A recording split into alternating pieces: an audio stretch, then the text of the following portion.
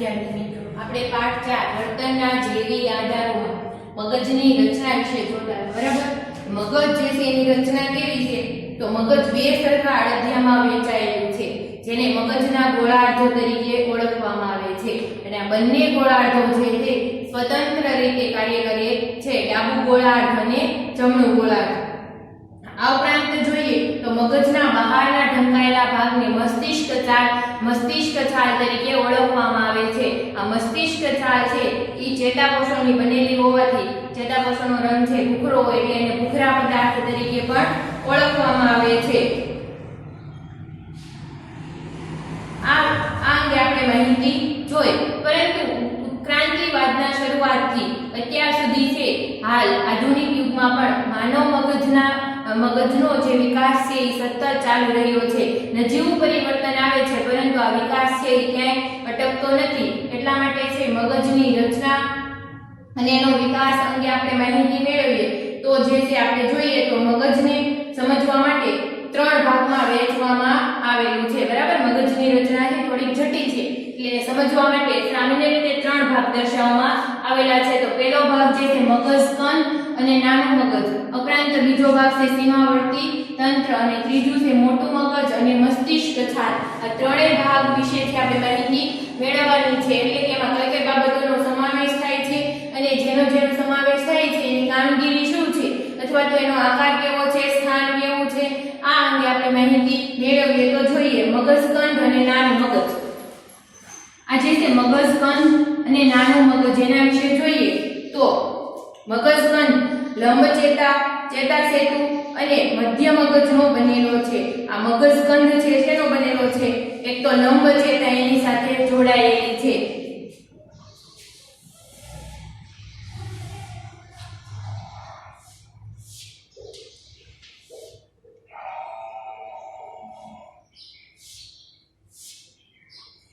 આજે છે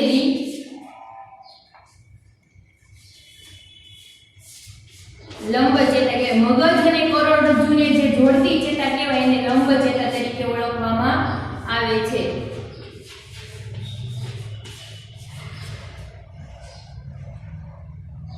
અને ચેતાચેતુ પણ કહેવાય છે.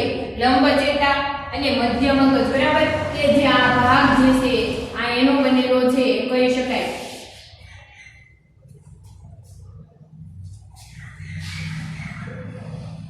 મગજકંદ શ્વાસોશ્વાસ, હૃદયના ધબકારા તેમજ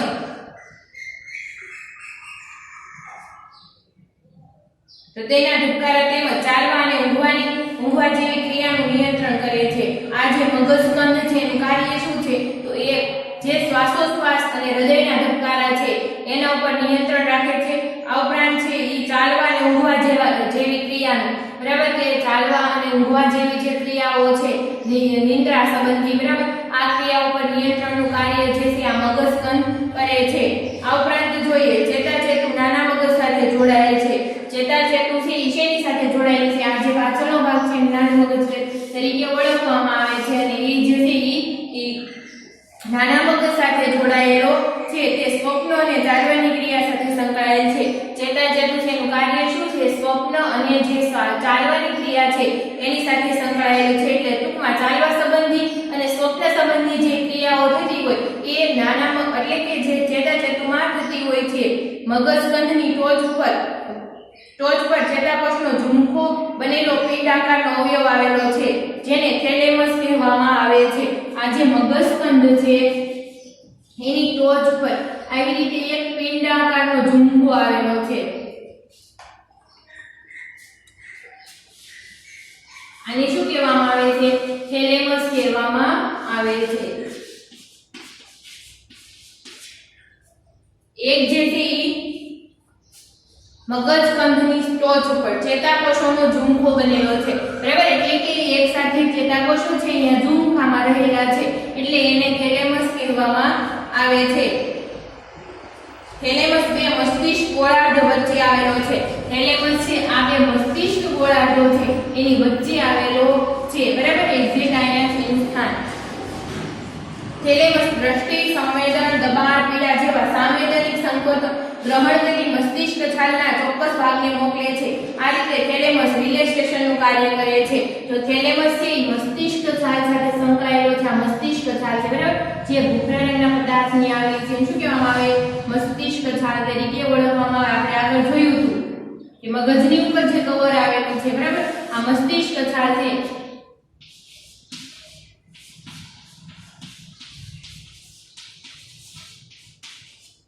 તો આ જે છે રિલે સ્ટેશનનું કાર્ય કરે થેલેમસ. કેવી રીતે? તો જો કે થેલેમસ છે દ્રષ્ટિ, શ્રવણ, દબાણ, પીડા જેવા સાંવેદિક સંકેતોને છે ગ્રહણ. આ જે કરોડરજ્જુ છે, કરોડરજ્જુ મારફતે જે આવતા સંદેશાઓ જે છે એ ક્યાં પહોંચે? થેલેમસમાં. થેલેમસમાંથી છે એ મગજની છાલ જે છે, મસ્તિષ્ક છાલ છે, એના જે તે કેન્દ્ર સુધી પહોંચાડે છે. દાખલા તરીકે અહીંયા દ્રષ્ટિ કેન્દ્ર હોય, બરાબર, પછી અહીંયા શ્રવણ કેન્દ્ર હોય, તો અહીંયા સુધી છે આ સંદેશો પહોંચાડે, અહીંયા સુધી આ સંદેશો પહોંચાડે. અહીંયા છે દબાણ, પીડા સંબંધી હોય તો અહીંયા દબાણનું કેન્દ્ર હોય, તો અહીંયા છે અહીંયા આપણે મગજના જુદા જુદા કેન્દ્રો વિશે જોયું હતું, બરાબર. આ કેન્દ્રો કંઈક આવા હોય છે. તો અહીંયા સુધી આ સંદેશો પહોંચાડવાનું કાર્ય કરે છે ને રિલે સ્ટેશન કહેવામાં આવે છે. એટલે અહીંયાથી બધું રિલે થાય છે. આ એનું મુખ્ય કેન્દ્ર છે. એટલે આ થેલેમસ ને છે એ મગજનું રિલે સ્ટેશન તરીકે ઓળખવામાં આવે છે. ખાસ યાદ રાખજો, મોસ્ટ આઈએમપી પ્રશ્ન કહી શકાય. નાનું મગજ મોટા મગજની પાછળની બાજુએ આવે છે. નાનું મગજ છે એ મોટા મગજની આ જે આગળનો ભાગ હોય છે, મોટો મગજ એની પાછળની બાજુએ આવેલું છે, એટલે નાનું મગજ કહી શકાય. તે શરીરના હલનચલનનું નિયમન કરવામાં, સંકલન કરવામાં અને સરળ બનાવવામાં મદદરૂપ બને છે. નાનું મગજ છે એનું કાર્ય શું? કે શરીરનું જે હલનચલન થાય છે એનું નિયમન, બરાબર, કે એનું હલનચલન ઉપર નિયંત્રણ રાખે છે. આ ઉપરાંત એનું સંકલન કરવામાં, બરાબર, કે વ્યવસ્થિત રીતે છે આપણે નૃત્ય કરવું હોય તો કયા કયા અંગમરોળ જે છે આપણે એનો ઉપયોગ કરતા હોય તો એનું સંકલન છે વ્યવસ્થિત રીતે નાના મગજમાં થાય છે. આ ઉપરાંત આપણે કોઈ પણ વાહન ચલાવતા શીખતા હોઈએ અથવા તો કોઈ પણ કારક કૌશલ્ય શીખતા હોઈએ, બરાબર, શરીરના અંગો દ્વારા જે આપણે કૌશલ્યો પ્રાપ્ત કરતા હોય તો ઘણી વખત જે તે અમુક કારક જે કૌશલ્ય હોય એમાં હાથનો વધારે ઉપયોગ થતો હોય, અમુક જે કારક કૌશલ્ય હોય તેમાં પગનો વધારે ઉપયોગ થતો હોય. દાખલા તરીકે ભરત ગૂંથણ છે તો એમાં હાથનો વધારે ઉપયોગ થાય. આ ઉપરાંત જે છે સાયકલ ચલાવવી, આવું કાર્ય કરવાનું હોય તેમાં પગનો વધારે ઉપયોગ થાય. તો આ બંને વચ્ચે મગજ અને આવા અવયવો છે એના વિશે સંકલન કરવાનું કાર્ય જે છે આ નાના મગજમાં થાય છે. તે હલનચલનની તલેહોની સ્મૃતિ સંગ્રહિત કરે છે અને આપણે જે હલનચલન કરીએ છીએ એની જે રીત હોય છે આ સ્મૃતિને સંગ્રહ કરવાનું કાર્ય નાનું મગજ કરે છે. પરિણામે ચાલવું, દોડવું, નૃત્ય કરવું અથવા સાયકલ ચલાવવી જેવી ક્રિયાઓની ટેવ પડ્યા પછી તે ક્રિયાઓ પર આપણે ધ્યાન આપવું પડતું નથી. પરિણામે છે આપણે એક વખત નૃત્ય કરતા શીખ્યા હોય, સાયકલ ચલાવતા શીખ્યા હોય અથવા ચાલતા દોડતા શીખ્યા હોય તો એવી ક્રિયાઓ પર આપણે છે એ ધ્યાન આપવું પડતું નથી. સાથે સાથે આપણે બીજા પણ કાર્ય કરી શકીએ છીએ. દાખલા તરીકે સાયકલ ચલાવવાની હોય તો શરૂઆતમાં આપણે શીખતો હોય ત્યારે ઘણું બધું ધ્યાન રાખવું પડે, પરંતુ જે સાયકલ આપણને આવડી જાય છે પછી આપણે છૂટા હાથે ચલાવી શકીએ છીએ અને આવું બધું કાર્ય કરી શકીએ છીએ. એ શું દર્શાવે છે કે નાનું મગજ છે એમાં આ બધાનું નિયમન થાય છે, સંકલન થાય છે અને આ સ્મૃતિ છે એમાં સંગ્રહિત થાય છે. એટલે કોઈ પણ એક વખત આપણે કારક કૌશલ્ય શીખી ગયા હોય પછી છે આપણે ઘણી વખત પ્રેક્ટિસ છૂટી જાય તો પણ આપણને આવડતું જ હોય છે, બરાબર, કેમ કે એ સ્મૃતિ છે નાના મગજમાં સંગ્રહિત થાય છે. એટલે ફરી વખત આપણે પ્રેક્ટિસની જરૂર રહેતી નથી અને આપણે ધ્યાન આપવું પડતું નથી. આ હતું મગજસ્કંધ અને નાનું મગજ, બરાબર, એના જુદા જુદા જે અવયવો છે, થેલેમસ છે, લંબચેતા છે, લંબમજ્જા, આના વિશે માહિતી મેળવી અને થેલેમસ છે રિલે સ્ટેશનનું કાર્ય કેવી રીતે કરે છે જોયું. હવે નેક્સ્ટ ભાગ જોઈએ સીમાવર્તી તંત્ર. સીમાવર્તી તંત્ર છે એનું કાર્ય શું છે? સીમાવર્તી તંત્ર પ્રાચીન સસ્તન પ્રાણીઓના મગજના આકારને મળતું આવે છે. સીમાવર્તી તંત્ર છે પ્રાચીન સમયમાં જે સસ્તન વર્ગના પ્રાણીઓ હતા એનું મગજની રચના જેવી છે એવું આપણા મગજમાં એક સીમાવર્તી તંત્ર આવેલું છે. તેથી તેને જૂના મગજ તરીકે ઓળખવામાં આવે છે, કેમ કે પ્રાચીન સમયમાં સસ્તન પ્રાણીઓના જે મગજ હતું એની રચના છે સીમાવર્તી તંત્રને મળતી આવે એટલે તેને જૂના મગજ તરીકે પણ ઓળખવામાં આવે છે. ખાસ યાદ રાખજો કયા તંત્રને છે જૂના મગજ તરીકે ઓળખવામાં આવે. આવો પ્રશ્ન પૂછાઈ શકે. સીમાવર્તી તંત્ર અથવા તો કયું મગજનું જે અવયવ છે એ પ્રાચીન સમયના સસ્તન પ્રાણીઓના મગજ સાથે મળતું આવે છે તો સીમાવર્તી તંત્ર. આવા પ્રશ્નમાંથી પૂછાઈ શકે છે. મગજકંદ, નાનું મગજ અને કરોડરજ્જુ ધરાવતા દરેક સસ્તન પ્રાણીઓમાં તેમજ પેટે ચાલતા પ્રાણીઓમાં પણ સીમાવર્તી તંત્ર જોવા મળે છે. જે છે મગજકંદ ધરાવતા હોય, નાનું મગજ ધરાવતા હોય અને કરોડરજ્જુ ધરાવતા હોય એવા દરેક પ્રાણીઓમાં છે સીમાવર્તી તંત્ર જોવા મળે છે. આ ઉપરાંત જે જમીન ઉપર ચાલતા, બરાબર, પેટે ચાલતા હોય ટૂંકમાં એવા પ્રાણીઓમાં પણ સીમાવર્તી તંત્ર જોવા મળે છે. સીમાવર્તી તંત્ર શરીરનું તાપમાન, લોહીનું દબાણ, લોહીમાં શર્કરાનું પ્રમાણ વગેરે જેવી શરીરની આંતરિક ક્રિયાઓનું નિયમન કરવાનું કાર્ય કરે છે. આ જે છે સીમાવર્તી તંત્ર, એનું કાર્ય શું છે? તો જે છે શરીરનું તાપમાન, આપણે શરીરનું જે તાપમાન જાળવી રાખવું, એનું નિયંત્રણ કરવું. આ ઉપરાંત જે છે લોહીનું દબાણ, બરાબર, કે લોહીનું દબાણ કે આપણું જે લોહી વહે છે એનું દબાણ. આ ઉપરાંત જોઈએ તો લોહીમાં શર્કરાનું પ્રમાણ, જો લોહીનું દબાણ વધે તો બ્લડ પ્રેશર જેવી બીમારી થાય છે. લોહીમાં શર્કરાનું પ્રમાણ વધે તો ડાયાબિટીસ જેવી બીમારી થાય, બરાબર. તો આ પ્રમાણ જાળવી રાખવાનું, એના પર નિયંત્રણ કરવાનું અને જરૂરી માત્રામાં ઇન્સ્યુલિન જે છે એનું નિયંત્રણ કરવાનું કાર્ય કોણ કરે? આ સીમાવર્તી તંત્ર કરે છે. જેવી શરીરની આંતરિક ક્રિયાઓનું નિયમન કરવાનું કાર્ય, બરાબર. શરીરની જે આંતરગત પ્રક્રિયાઓ છે લોહી સંબંધિત એની સાથે સંકળાયેલું જોવા મળે છે. તે મસ્તિષ્ક છાલમાંથી નીકળતા તેમજ મસ્તિષ્ક છાલ તરફ જતા સંદેશાઓનું સંકલન કરવાનું કાર્ય કરે છે.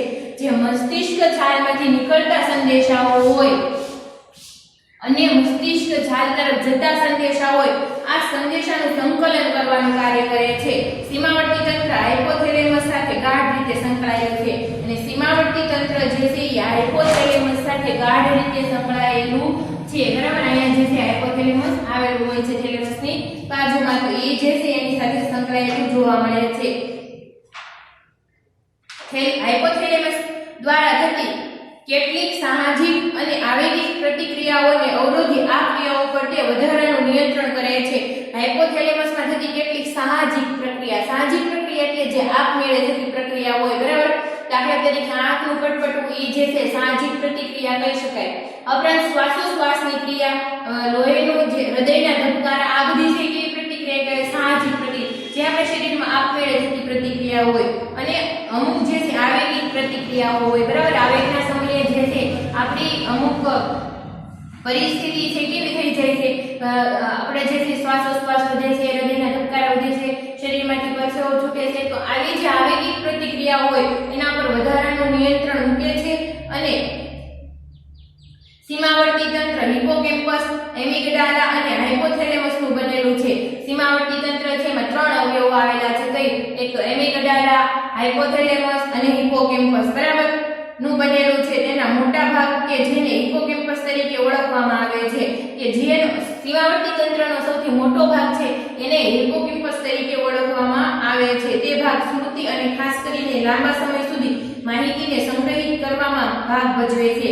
કે કોઈ પણ સ્મૃતિ હોય અને કોઈ પણ માહિતી હોય તો એને લાંબા સમય સુધી આપણે ધારણ કરી રાખવી હોય તો એમાં જે છે આ હિપોકેમ્પસ મહત્વનું સ્થાન ભજવે છે.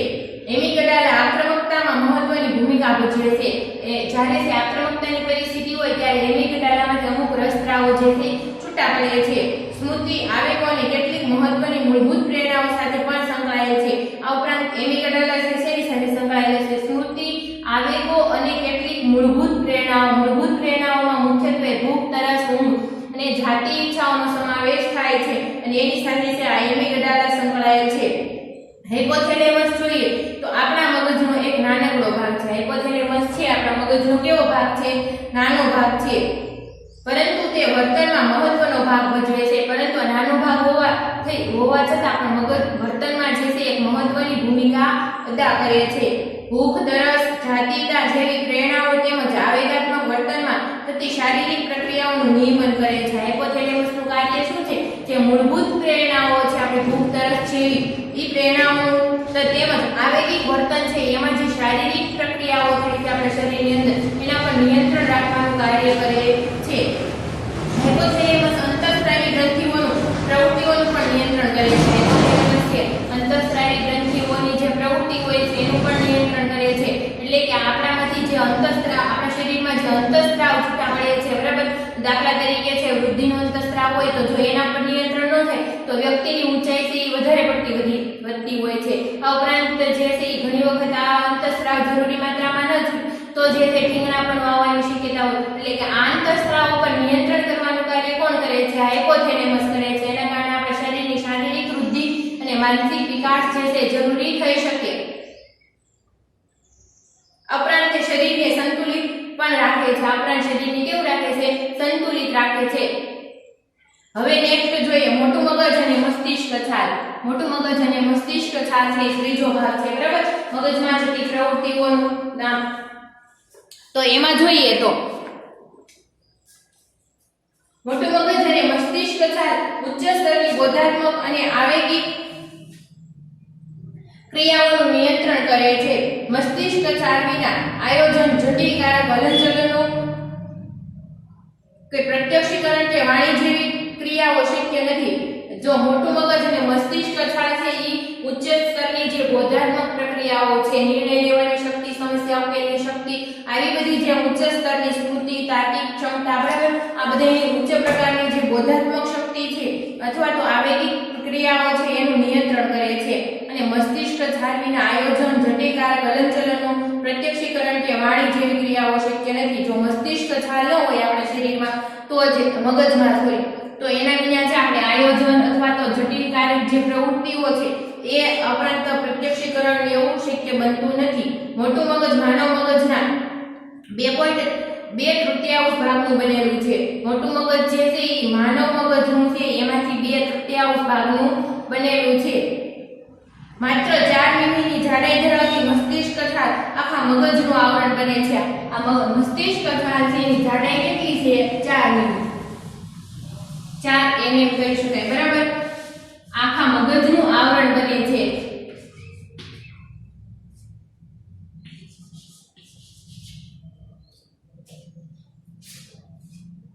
ખાસ યાદ રાખજો મસ્તિષ્ક છાલની જાડાઈ કેટલી છે? 4 મીમી. એ આખા મગજનું આવરણ બને છે. મસ્તિષ્ક છાલમાં ચેતાકોષો, ચેતાકીય માળખું અને ચેતાક્ષોના ઝુંખાનો સમાવેશ થાય છે. આ મસ્તિષ્ક છાલ છે જેમાં ચેતાકોષો, ચેતાકીય માળખું અને ચેતાક્ષોનો ઝુંખો જે છે એનો સમાવેશ થાય છે.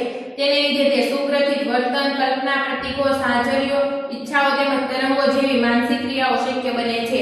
આ જેમાં ચેતાકોષો આવેલા હોય છે, એનો ઝુંખો આવેલો હોય છે, એના કારણે જે છે એમાં આવી તરંગો, કલ્પનાઓ અને ઈચ્છાઓ એ માનસિક ક્રિયાઓ શક્ય બને છે.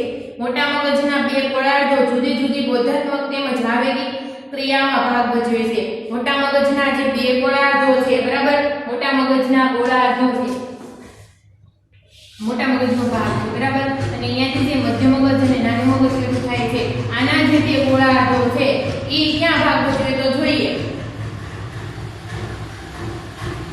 બોધાત્મક તેમજ આવેગિક ક્રિયાઓમાં ભાગ ભજવે છે. સામાન્ય રીતે 2 ગોળાર્ધો સમાન હોવા છતાં ડાબું ગોળાર્ધ વધારે પ્રભાવશાળી હોય છે.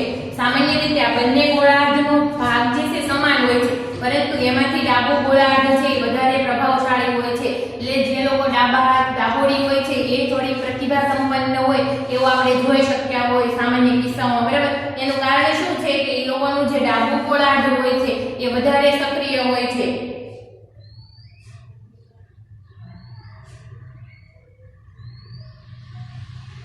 જે શરીરના જમણા ભાગોના અવયવોનું નિયંત્રણ કરે છે. અને શરીર આમાં જે છે ક્રોસ ક્રિયા થાય છે. ડાબું ગોળાર્ધ હોય શરીરના જમણા ભાગનું અને જમણું ગોળાર્ધ હોય શરીરના ડાબા ભાગના જે અવયવો હોય એનું નિયંત્રણ કરે છે.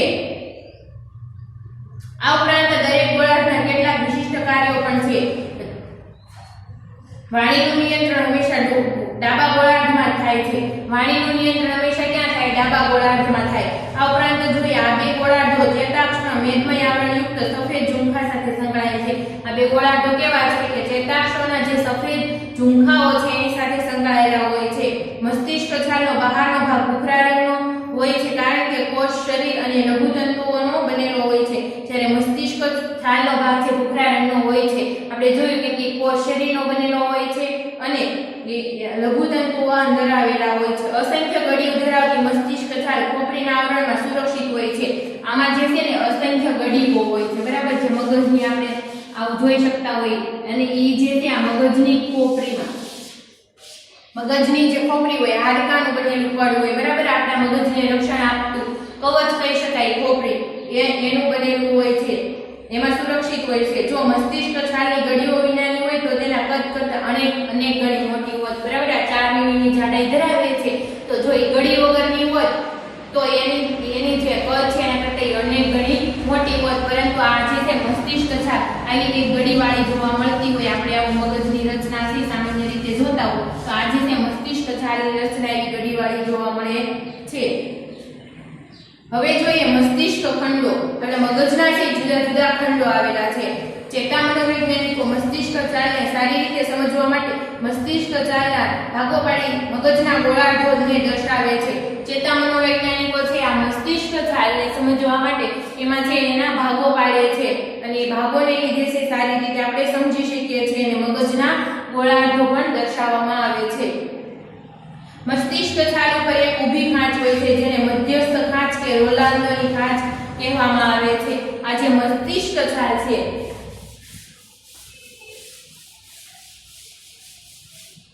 હવે આપણે જે છે મસ્તિષ્ક છાલ અને માત્ર એના ખંડોની વાત કરવાની છે, બરાબર.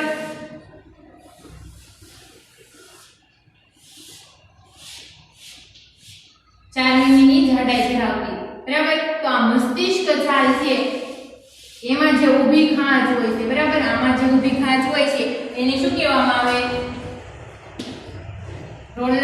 રોલાન્ડોની ખાંચ અથવા મધ્યસ્થ ખાંચ.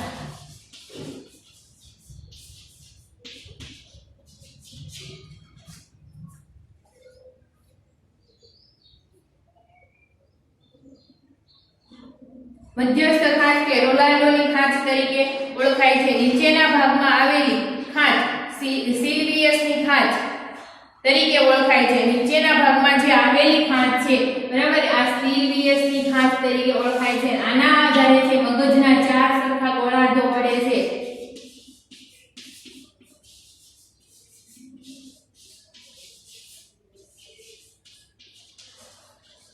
આના કારણે શું થાય? મગજના 4 સરખા ભાગ પડે છે. આ ખાંચ વડે મસ્તિષ્કને 4 ભાગમાં વહેંચાય છે અને આ ખાંચ વડે છે મસ્તિષ્કના 4 સરખા ભાગ પડે છે. આ ભાગને મગજના 4 ખંડો તરીકે ઓળખવામાં આવે છે અને આ ભાગને મગજના 4 ખંડો તરીકે ઓળખવામાં આવે છે. આ ચારેય ખંડોની રચના અને તેના કાર્યોમાં વૈવિધ્ય જોવા મળે છે. આ 4 ખંડોને અગ્રખંડ કે લલાટખંડ, મધ્યખંડ, પશ્વખંડ અને નિમ્નખંડ તરીકે ઓળખવામાં આવે છે. આને શું કહેવાય? અગ્રખંડ અથવા લલાટખંડ.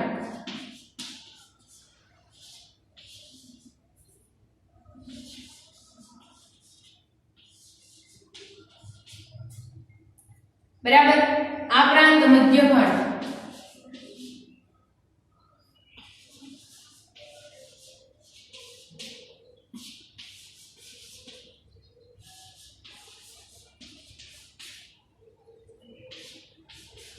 નિમ્નખંડ, બરાબર. આવા 4 ભાગ જે છે એ દર્શાવવામાં આવે છે. અગ્રખંડ જોઈએ તો મગજમાં સૌથી આગળ આવેલ લલાટખંડ તરીકે લલાટખંડ કારક નિયંત્રણો અને બોધાત્મક પ્રક્રિયાઓ સાથે સંકળાયેલો છે. લલાટખંડ છે શેની સાથે સંકળાયેલો? કારક નિયંત્રણો અને બોધાત્મક પ્રક્રિયાઓ સાથે સંકળાયેલો છે. આ ચારેય ખંડોની રચના વૈવિધ્ય અને જે કાર્યોમાં વિવિધતા જોવા મળે છે. એમાં અગ્રખંડમાં આપણે જોયું તો આ જે છે કારક નિયંત્રણો અને બોધાત્મક પ્રક્રિયાઓ સાથે સંકળાયેલો છે. આ ખંડ વિચારણા, આયોજન તેમજ નિર્ણય પ્રક્રિયા જેવી ચેતન પ્રક્રિયાઓ સાથે સંકળાયેલો છે. એમાં બોધાત્મક પ્રક્રિયા થાય ને એટલે આ જે છે ને વિચારણા ને એવી જે ચેતન પ્રક્રિયાઓ, એટલે કે આપણે જ્યારે જાગૃત અવસ્થામાં થતું હોય ત્યારે જે પ્રક્રિયાઓ થતી હોય એની સાથે આ લલાટખંડ સંકળાયેલો છે.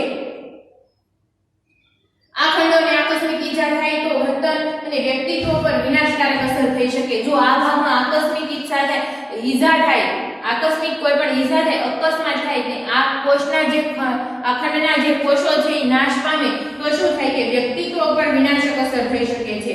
વર્તન ઉપર અને વ્યક્તિત્વ પર વિનાશક અસર થાય એટલે વર્તનમાં અસાધારણપણા આવવાની શક્યતાઓ વધી જાય છે. નેક્સ્ટ જોઈએ મધ્યખંડ. મધ્યખંડ મગજના વચ્ચેના ભાગમાં આવેલો છે. મધ્યખંડ છે મગજના વચ્ચેના ભાગમાં આવેલો છે.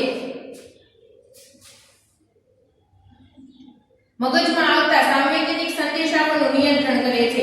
મગજમાં જે સાંવેદનિક સંદેશાઓ આવે છે જુદા જુદા સંવેદન ઇન્દ્રિયો દ્વારા એનું નિયંત્રણ કરે છે. તેમાં આવેલા કારક અને પૂર્વકારક ક્ષેત્રો કેન્દ્રો સ્નાયુવિક હલનચલનનું નિયંત્રણ કરે છે. આમાં જે કારક અને જે છે પૂર્વકારાત્મક કેન્દ્રો આવેલા હોય છે એ હલનચલનનું નિયમન કરે છે. નેક્સ્ટ છે પશ્વખંડ. પશ્વખંડ માથાના પાછળના ભાગમાં આવેલ છે જે દ્રષ્ટિના કેન્દ્રોનું નિયંત્રણ કરે છે અને સીધો આ જે છે મગજના પાછળના ભાગમાં આવેલો છે પશ્વખંડ, બરાબર. અને અહીંયા જે છે એ શું થાય કે દ્રષ્ટિ સંબંધી કોઈ પણ બાબતો છે એ સંકળાયેલું છે અને દ્રષ્ટિ કેન્દ્રોનું નિયંત્રણ કરે છે અને સીધો સંબંધ જે છે આપણી આંખના નેત્રપટ હોય એની સાથે જોવા મળે છે, બરાબર. આંખના જે નેત્રપટો ત્યાંથી છે ચેતાકોષો ડાયરેક્ટ ક્યાં જાય છે પશ્વખંડ સાથે, એનો સીધો સંબંધ જોવા મળે. નિમ્નખંડ છે તો નિમ્નખંડ મગજના બંને ગોળાર્ધોની નીચેના ભાગમાં આવેલો છે, જેમાં વાણી બંને ગોળાર્ધો છે, બરાબર, એની નીચેના ભાગમાં છે એ આવેલો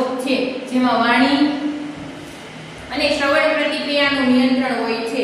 આમ છતાં આ બાબત ધ્યાનમાં રાખવી જોઈએ કે કોઈ એક ખંડ સ્વતંત્ર અને ચોક્કસ વર્તનનું નિયંત્રણ કરતો નથી. આપણે છે યાદ રાખવું જોઈએ કે કોઈ એક ખંડ છે સ્વતંત્ર કાર્ય કરતો નથી, પરંતુ આ ચારે ખંડો છે એકસાથે સંકળાઈને કોઈ પણ વર્તન માટે જવાબદાર બને છે. દાખલા તરીકે જ્યારે તમે ટેલિફોનની ઘંટડી સાંભળો છો ત્યારે તમારા નિમ્નખંડ દ્વારા સાંભળો છો, કેમ કે શ્રવણ કેન્દ્ર ક્યાં આવેલું છે નિમ્નખંડમાં, બરાબર. એટલે કોઈ પણ વસ્તુનો અવાજ સાંભળવી, ટેલિફોનનો અવાજ સાંભળી તો આના નિમ્નખંડમાં કંઈક સંવેદન થાય છે. ટેલિફોનના સાધનને તમે તમારા પશ્વખંડ એટલે કે દ્રષ્ટિ કેન્દ્ર દ્વારા જોવો છો. ટેલિફોનનું જે સાધન છે એને આપણે છે ઈશાના દ્વારા જોઈએ, પશ્વખંડ દ્વારા, એટલે કે દ્રષ્ટિ કેન્દ્ર ત્યાં આવેલું છે. ટેલિફોનના રિસીવરને તમે મધ્યખંડ કારક કેન્દ્ર દ્વારા ઉપાડો છો. આ ટેલિફોન ઉપાડવો હોય તો આપણું જે છે મધ્યખંડ, બરાબર, અને કારક અને પૂર્વકારક જે કેન્દ્રો આવેલા છે એના દ્વારા આપણે ઉપાડીએ છીએ.